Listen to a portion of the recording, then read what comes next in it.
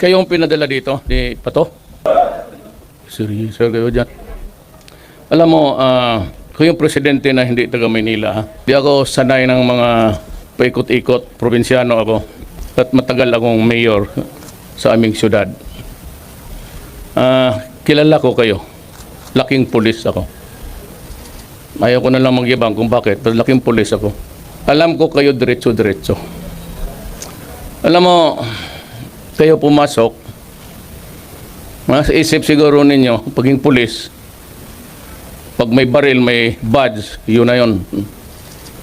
At naghahanap ng hanap buhay, dagdag sa sahod ninyo. Alam ko na ang sahod ninyo maliit. Kaya nga ako naghanap ng pera at inuna ko kayo. Talagang kayo by the end of this year, dublado na ang sweldo ninyo.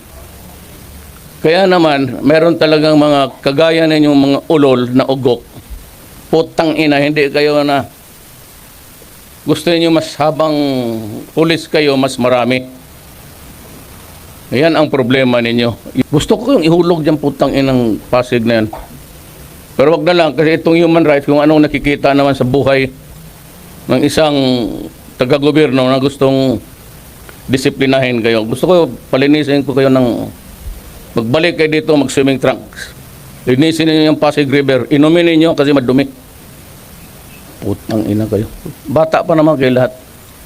Kailangan ko ng pulis sa South.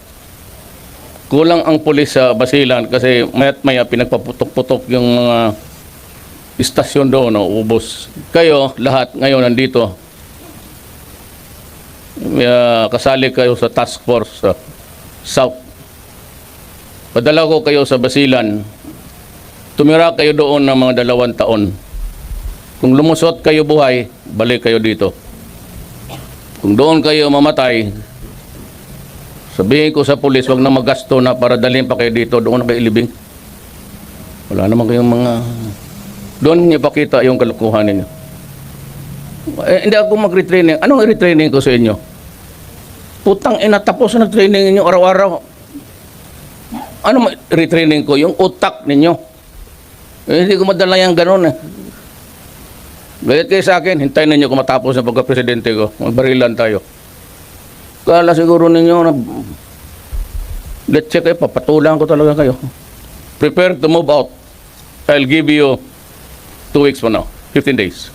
Start to move out. If you do not want to go there, go to your superior officer and tell them that you are going to resign.